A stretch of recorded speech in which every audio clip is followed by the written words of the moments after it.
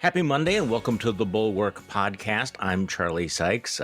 We are lucky enough to be able to welcome back Karen Tumulty, a columnist, political columnist for the Washington Post and the author of the new bestseller, The Triumph of Nancy Reagan, the woman who invented Ronald Reagan. So Karen, thanks for coming back. I appreciate it. It's so great to be here. Did you have a good Mother's Day? I did. A quiet one, which is, it's kind of the definition of a good Mother's Day. Yeah, no, we had a quiet Mother's Day here too. Well, I'm glad to hear that. So there's so much to talk about today. I wanted to encourage readers of the Bulwark to go to the site today to read Jim Swift's outstanding piece about the craziness of the Virginia GOP convention. I can't really summarize it except to say it's sort of the sum of all nuttiness. What the Republican Party has become in the state of Virginia.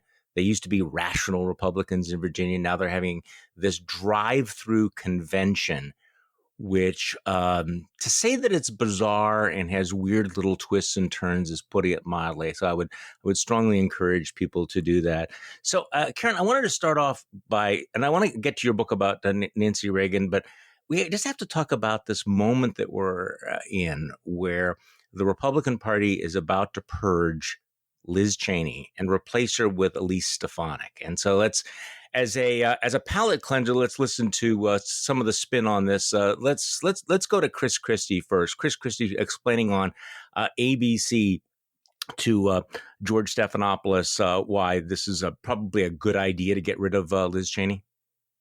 She comes from a place where it's much more likely that she'll bring a much more moderating voice on policy into that caucus leadership than what Liz Cheney did, who voted 90% of the time with Donald Trump. So you have the right qualifier there, though, on policy. George, of course, I say my words very carefully. Okay, that's what you guys pay me to do here, right? Is to say it the right way, and that's what she'll do. And I've known Elise. I campaigned for Elise in her first campaign. She was the youngest woman elected to the House of Representatives, and I think Elise will bring some real good things to it. I also like Liz Cheney. And I think Liz is smart and tough, but I think Liz is doing what she wants to do. I don't think Liz wants to be in leadership anymore because once she won the vote earlier, she continued to press this issue publicly in a way that was antagonizing the people who were against her. And I think you don't have an entitlement to be in leadership, but you do have an entitlement to be in Congress. Okay, so let's just start with Chris Christie, who he's trying to spin this. I love the idea that somehow Elise Stefanik is going to be a moderating influence because I think it's pretty obvious that her elevation has nothing to do with policy or ideology or any of those votes whatsoever, does it? No, and also her current profile has nothing to do with her past record. She has become a full-fledged member of the whatever Donald Trump wants party. Well, it's not just whatever Donald Trump wants. It's what he wants on the election lie. And she's been willing to spread the election conspiracy theories in really I won't say a uniquely shameless way, but in a particularly shameless way. I think the good word is opportunistic.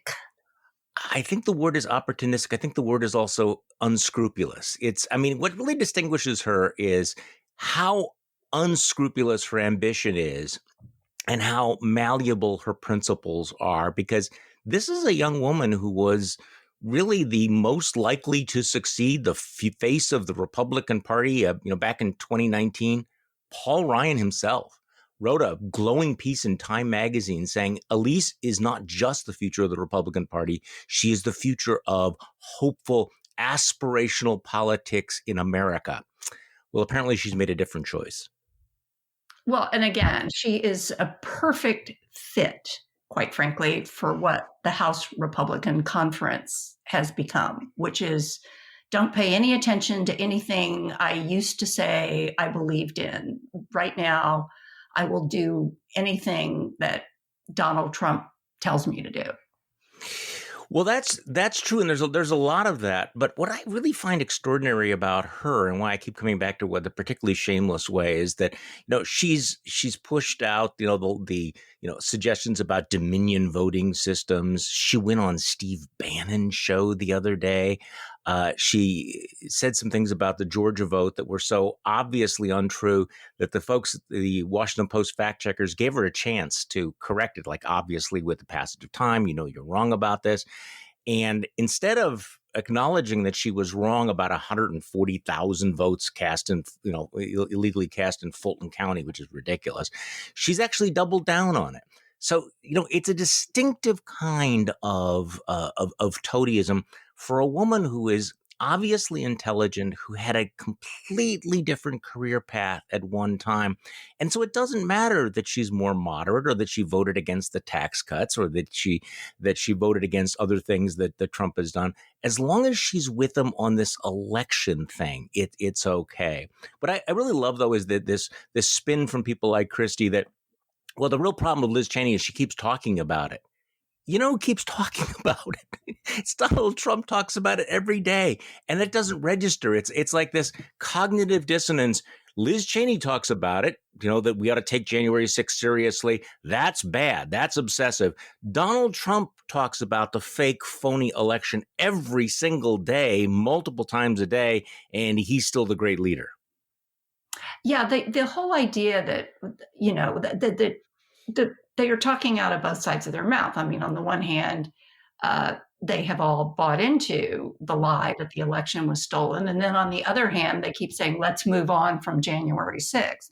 And those two ideas are just not compatible with each other, especially since, the Republicans have done everything they can to shut down any investigation of what happened on January 6th and why. And I think that is fundamentally what Liz Cheney keeps coming back to. Well, Adam Kinzinger was also on television yesterday, and he was on Face the Nation with John Dickerson, and he came up with an interesting analogy. This is Congressman Adam Kinzinger. Yeah, look, it's incredible. So Liz Cheney is saying exactly what Kevin McCarthy said the day of the insurrection. She's just consistently been saying it. And a few weeks later, Kevin McCarthy changed to attacking other people. And so I think what the reality is as a party, we have to have an internal look and a full accounting as to what led to January 6th. I mean, right now, it's basically the Titanic. We're like, in the middle of this slow sink, we have a band playing on the deck telling everybody it's fine.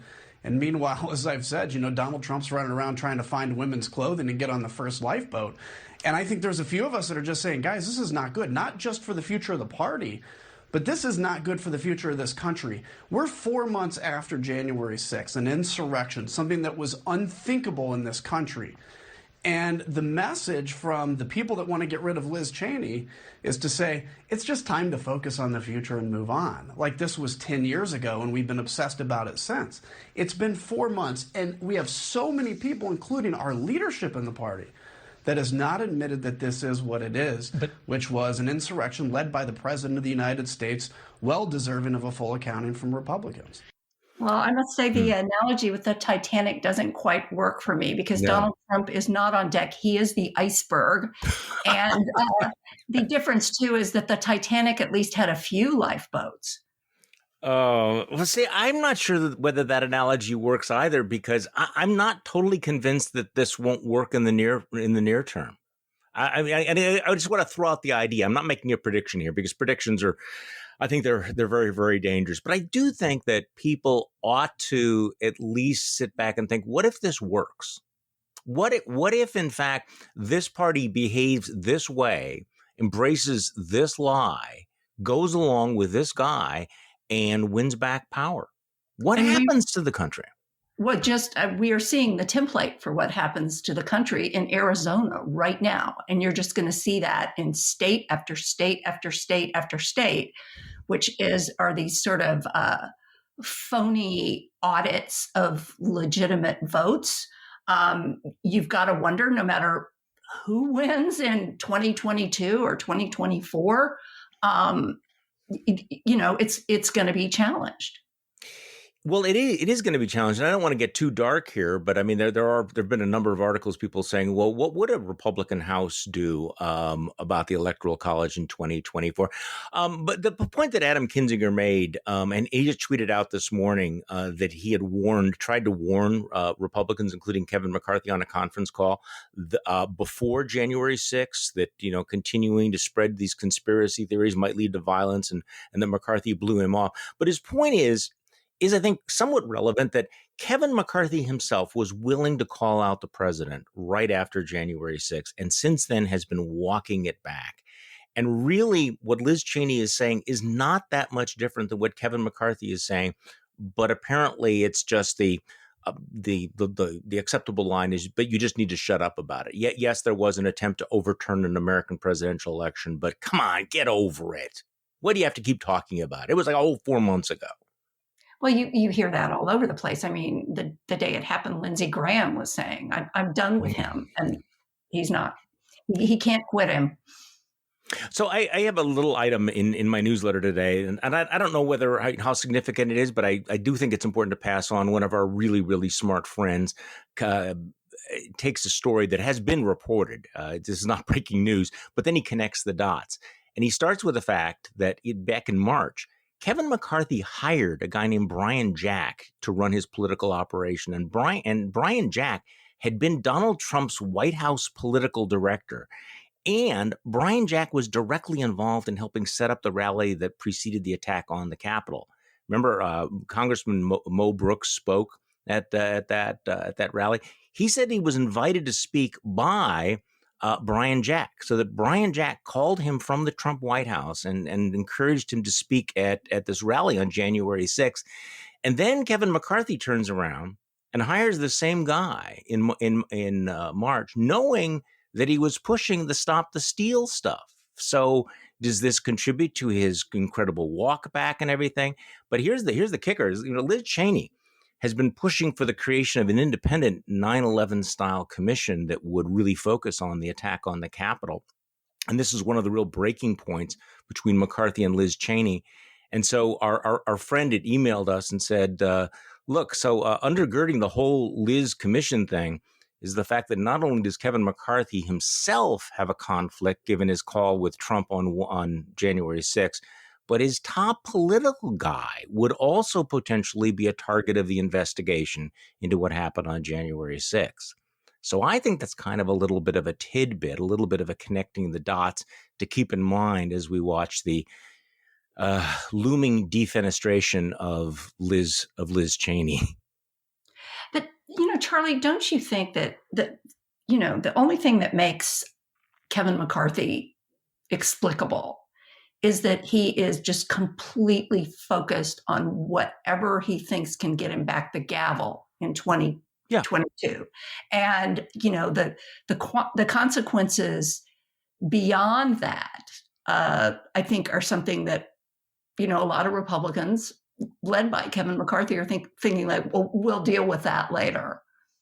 No, I think that's exactly right, and I don't think so. It's not that complicated. He's focused on the ambition.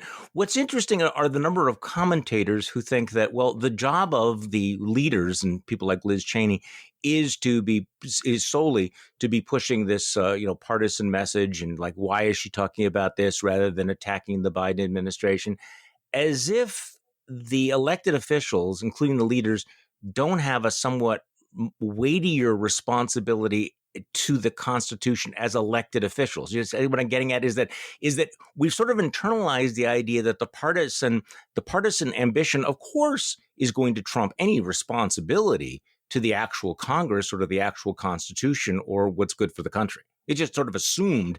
And therefore, if you put the Constitution and the country ahead, well, then obviously you need to be thrown out of office.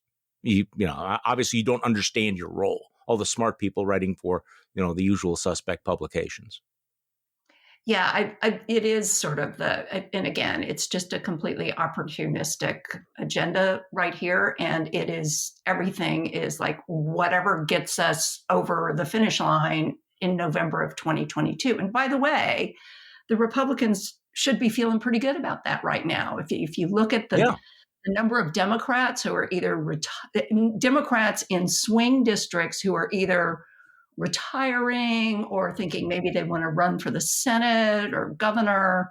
The Republicans right now are just very much feeling the wind at their back.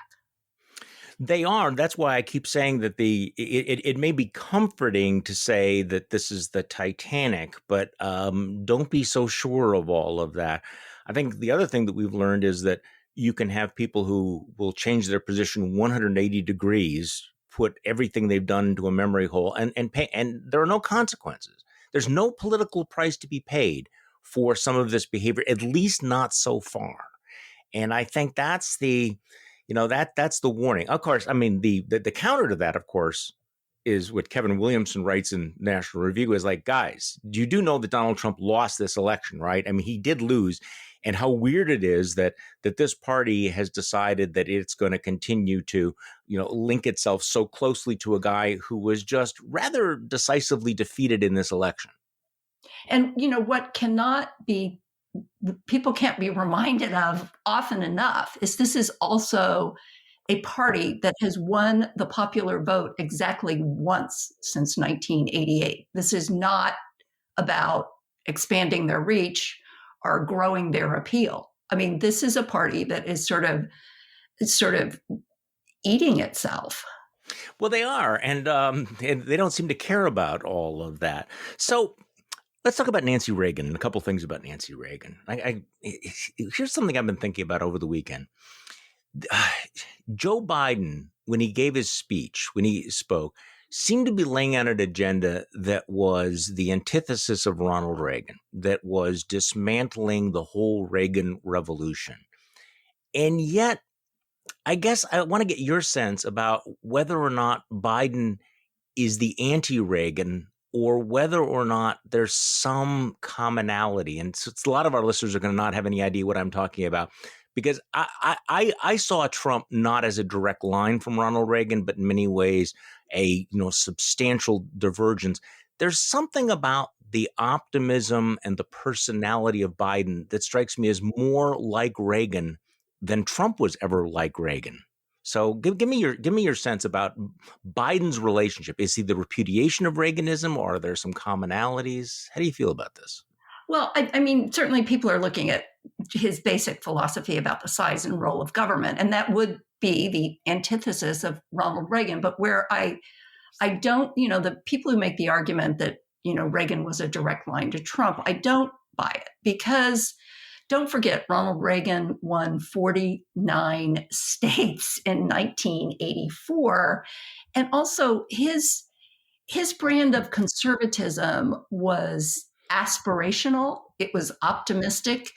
And it really, he had been connecting with people who became known as the Reagan Democrats since, he was going around the country as a spokesman for GE in the late 1950s.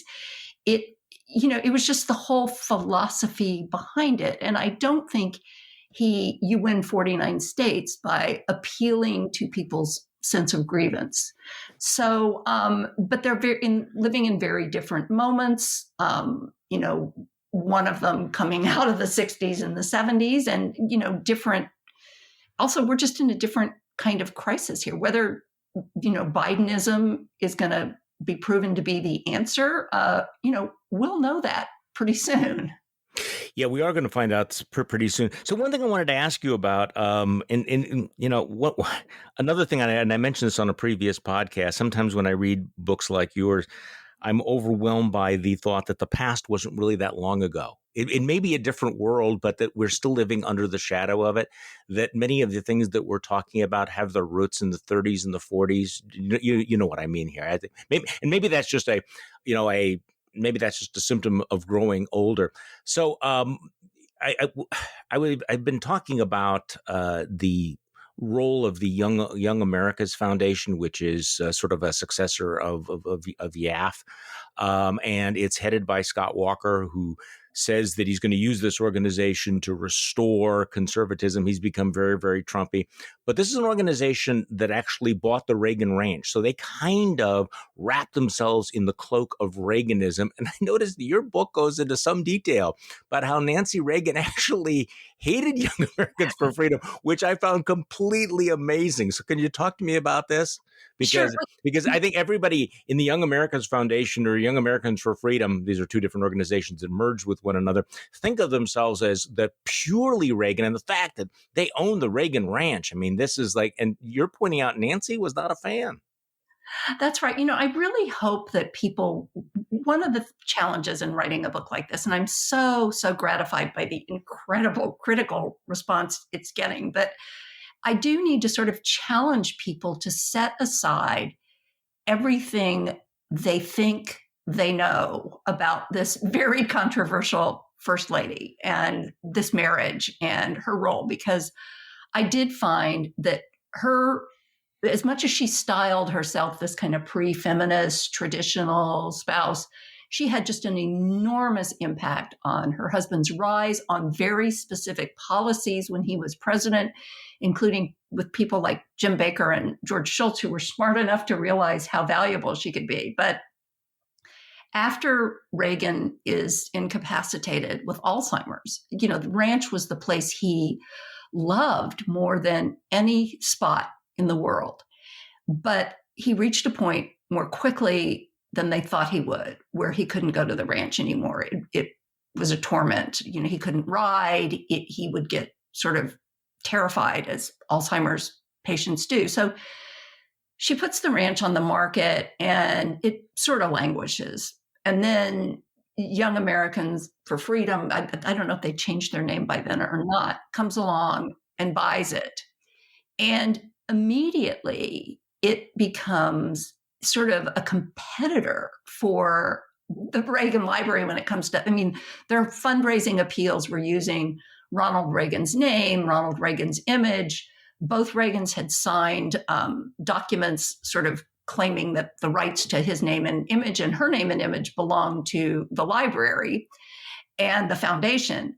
And there were actually a lot of cease and desist letters going back and forth. Really? And, they came close to legal action, but she did very, very much regret selling the ranch to them. She also would sort of tap the brakes on some of the other things that people would want to do with Ronald Reagan's name and image. For instance, in the 90s, there was an effort by some young House Republicans to knock FDR off the dime and put Ronald Reagan's image there instead. And Nancy Reagan surprised a lot of people by standing up and saying, my husband would not support this. My husband, that FDR was his most admired president, and he would not want to see this happen. And it stops it immediately. Huh. That is extraordinary. So the subtitle of your book is "The Woman Who Invented Ronald Reagan," and I want to come back to all of that because you really described the headline on a review. It was not. It was not the subject. I'm sorry on a review. That's okay. It's because it works for me. But well, and it does capture how you describe it. But you mentioned this, the Alzheimer's, and this is a question that it comes up over and over and over again, and it's going to come up during the Biden presidency. It's sort of out there, which is the question of how with it was Ronald Reagan in the final years of his presidency? What was the level of his acuity? Because there's a lot of folks out there that believe that Nancy Reagan played a quasi Edith Wilson role, that she was kind of running things. She obviously was always influential. But what is your sense about that timeline? We know that there was the Alzheimer's. I get the sense from your book that you are pretty confident that didn't set in until after the presidency, that he was still really with it until he left office. But tell me what your take is. Well, Nancy Reagan does almost single-handedly run the rescue effort out of the White House during Iran-Contra. And I think I've well documented that. But that was in part because something that was characteristic of Ronald Reagan, not just Ronald Reagan in 1987, but Ronald Reagan in 1967, which was this, this optimism and also this, I didn't do anything wrong. This is all going to turn out just fine. The Tower Commission report shows that, in fact, Iran-Contra, it was for your listeners who are too young to remember, we were basically selling arms to Iran as hostage payments for ransom payments for hostages. And then the White House was illegally diverting the money to the Contras in Nicaragua. People could have gone to jail and got convicted for this stuff. But Ronald Reagan, it was the Tower Commission report and subsequent investigations, it was very much because he was not on top of details the way he should have been. But this is, again, I think, goes back to a management style that he exhibited throughout his career. So did the Alzheimer's, was there something going on organically by then? Probably. But if you read his diaries, if you read his written correspondence, if you read his notes, and I have read all of them, as has Douglas Brinkley, as did Edmund Morris, there is no evidence in his handwritten, daily diary entries of any kind of deterioration. I mean, he is an older man by the end of his presidency, but he is not a different man. This is important. I mean, the fact that he did keep those diaries, I think, is just, we're probably not going to have that with other presidencies, unfortunately. So historians are not going to have that trove of information. So let's just talk a little bit about the woman who invented Ronald Reagan. What becomes very, very clear is, and I think you've said it this way very directly, is that he trusted everybody, she trusted nobody. So they really made a very powerful team. But they were very different in that respect. That's right. That's right. And I go all the way back to trauma in both of their childhoods that explained why the two of them were just so closely bound together. But she did have, as clueless as she could be about her own image, she had a far superior nose for trouble than he did. She had much sharper judgment about the people around him than he did. I mean, somebody like James Baker told me that. He said, her instincts were better than his. And when she very rarely set foot in the West Wing, but if she was not happy with somebody or something, they all knew it. And if somebody was not in her favor, they tended to be gone. She is one of the reasons Ronald Reagan went through a half dozen national security advisors.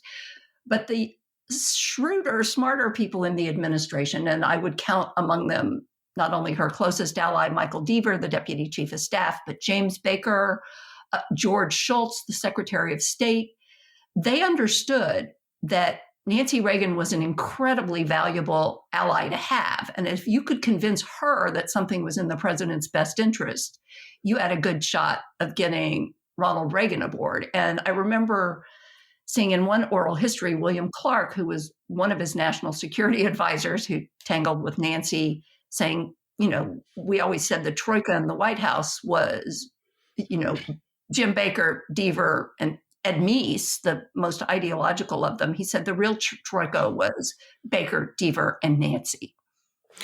So what was the relationship between James Baker and Nancy Reagan? Because that certainly would not have been predictable at the beginning of the Reagan presidency. No. In fact, Baker, everyone assumed Ed Meese was going to be the chief of staff because he had been Reagan's chief of staff in Sacramento. In fact, Meese was circulating organization charts that were showing how they were going to run the White House. But both Reagans had concerns. One, they thought Meese was pretty disorganized. Nancy did not trust the ideologues, the people that she said would go over the cliff with the flag flying. And James Baker, at that point, barely knows the Reagans. He's helped out with debate prep. But he really comes from George H.W. Bush's world. In 76, he had been chairman of Ford's campaign against Reagan for the nomination. So it was an extraordinary thing that he should be tapped to become White House chief of staff. And he told me, and he has said on many occasions, he was there because Nancy Reagan wanted him there. Okay, why? Why did she want him there? She was comfortable with him. He sort of presented well. He was, comes from sort of blue blood Houston. But I think what really attracted her to him most was his pragmatism. And she was absolutely determined that she defined success, I think, in a much more conventional way than her husband did. She wanted Ronald Reagan's greatness to be not just recognized by the right, but, recognized by all the naysayers in Georgetown who considered him an amiable dunce.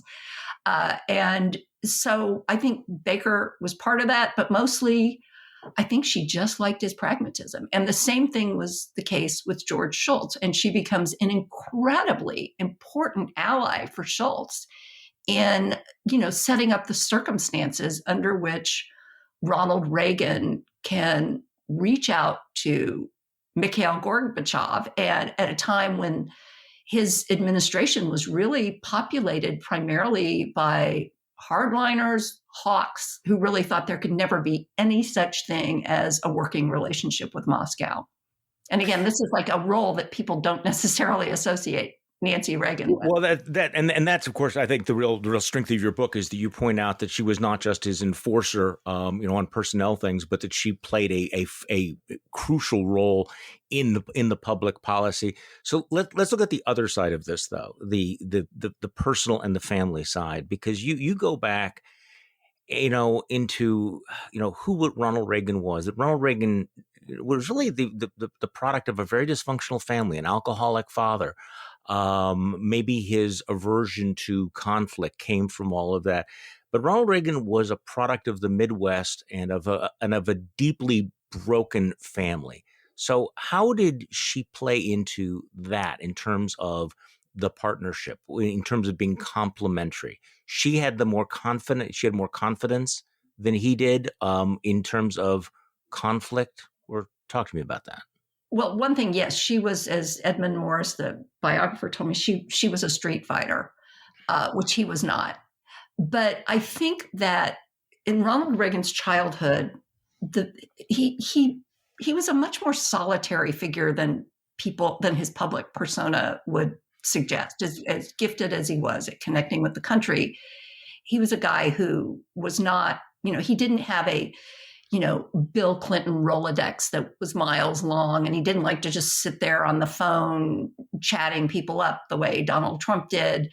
He sort of wanted to be by himself. And when he was a child in this very difficult family circumstance, it was really his adoring mother who created that sanctuary, that place that he needed to go to sort of recharge. And really nurtured him. And you can see a little bit of that reflected in his relationship with Nancy Reagan. In fact, they called each other mommy and daddy. In fact, at one point, his nicknames for her, one of the ones that keeps showing up in these passionate, like hot love letters to her, is Mommy Poo Pants. So it's, but they were so tightly bound together and so dependent on each other, because Nancy Reagan also comes from a deeply, deeply traumatized childhood. Her mother essentially abandoned her. Her mother was an actress, abandoned her for 6 years. She has to, at the age of 14 or 15, arrange her own adoption by the stepfather that she adores. She just had a lot of she's an anxious personality. She has her flaws. She has her demons. I don't flinch from any of those in the book. Right. But she was precisely what Ronald Reagan needed. So one of the more interesting relationships, conflicts, was the and you describe it, the Reagans and the Bushes didn't get along. And there was something about, I think you've described Barbara Bush as triggering a lot of things with Nancy Reagan. So talk to me about that, about why they didn't get along. Well, first of all, it's Nancy and the Bushes who didn't get along. Yeah, I'm sorry, Nancy. Right, I'm Reagan sorry. Right. was fine with them, you know. So as George Will said to me, sometimes it's harder for the spouses to let go of things than it is for the principals. Yeah. And in this case, I think Barbara Bush and Nancy Reagan never let go of the very bitter fight for the nomination in 1980. And Barbara Bush, who could dish it out as well as take it, sort of never let people forget who she thought should be in the Oval Office and which of these two people should be out attending funerals of foreign leaders. But I also think that, Barbara Bush, even though she too had a closet full of designer clothes, is just bathed in glowing press coverage. She is America's grandmother. Everybody loves her. While, Nancy Reagan is known as, she's seen as the ice queen, one of the nicknames, the hairdo with anxiety. So she resents that about Barbara Bush. Barbara Bush can trace her ancestry back to the Mayflower. People see the Reagans as coming out of this, parvenu culture of Hollywood. And I also think the Reagan family, 4 children, 2 from his first marriage, 2 they had together, is also deeply, deeply, deeply dysfunctional. And then you see the Bush family, which is just, all the kids are around and the grandkids are around. And that too, I think, is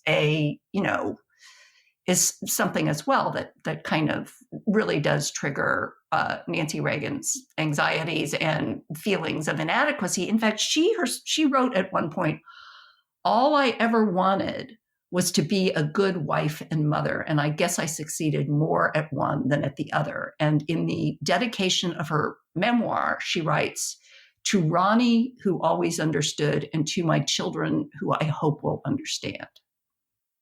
So what happened there? What did happen there?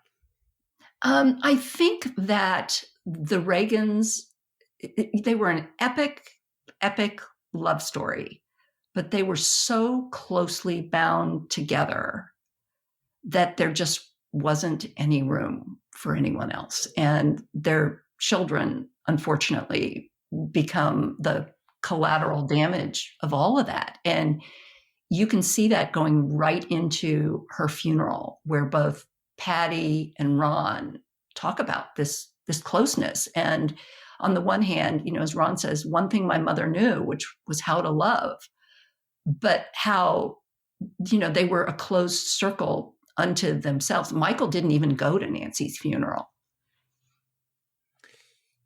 Michael did not go to Nancy's funeral. Now, remind me, because it is a mixed family. Michael is the son of Ronald Reagan and Jane Wyman. Okay, right. So she was his stepmom, and they didn't have a relation. They did not have. He had a lot of sort of difficult feelings growing from the fact that he was adopted. And, also he would reveal later in life that as a child, he was sexually abused. So it's, there was just a whole lot going on in that family. So on the Nancy Reagan Bush story, do I remember this correctly, that both Nancy and Barbara Bush went to Smith, which is odd. Well, except that Nancy Reagan actually graduated from Smith, and Barbara Bush dropped out in her freshman year because she wanted to marry George H.W. Bush. Well, guess which of the two of them gets offered an honorary degree by Smith, and which of the two of them is declined when she tries to get one? Sure enough, they, again, oh, really? Yes, it goes back. I found everything, in fact, in the Smith College files, where in 1982, a point where Nancy Reagan was just getting battered in the press, her social secretary, another Smith graduate, reaches out to the college and says, wouldn't you like to invite the first lady and, to do an appearance on campus, and maybe you could give her an honorary degree? And Smith just flat out turns her down. And then along comes Barbara Bush when she's first lady, and guess what? Oh, that had to rankle. I mean, this one you don't need to explain this how that played out. When I mentioned earlier that sometimes the past is not as far away as we think. We're talking about the influence of these folks right now, and you start out though with the roots in old Hollywood. It does feel like a different world, and the Ronald Reagan coming out of that old Hollywood. I mean, so. Really, we're talking about, just tell me a little bit about the values of old Hollywood and how it shaped Ronald Reagan, because, I guess Ronald Reagan was a man who was very much shaped by the 1930s. And so, here we are in 2021, and we're still debating some of the values of a man whose real values, who was formed in the 1930s. Have I got this right? That's right. He comes to Hollywood in 1937. He was a sportscaster from Iowa. And that is a time when the studio system is still going. They could essentially write the narrative and the Hollywood press would just sort of lap it up, or the, reigning gossip columnist of the day would sort of write whatever you wanted. Nancy Davis, a not very accomplished actress, comes to do her screen test with MGM in 1949. The whole screen test is set up by Spencer Tracy, and you can read the book and find out why he cared, in a way where she can absolutely not fail this screen test.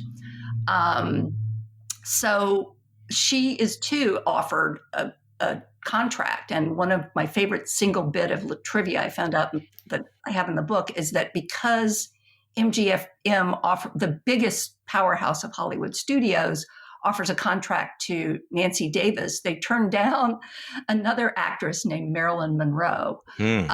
Probably the worst decision ever made by any Hollywood studio. But both of them come from, again, this era where, number one, it brings to them a very, very sophisticated understanding of mass media that then you see play out on television. I mean, Ronald Reagan he was just the master of television like no politician before him had ever been. And all of that, I do think, comes out of the imagery.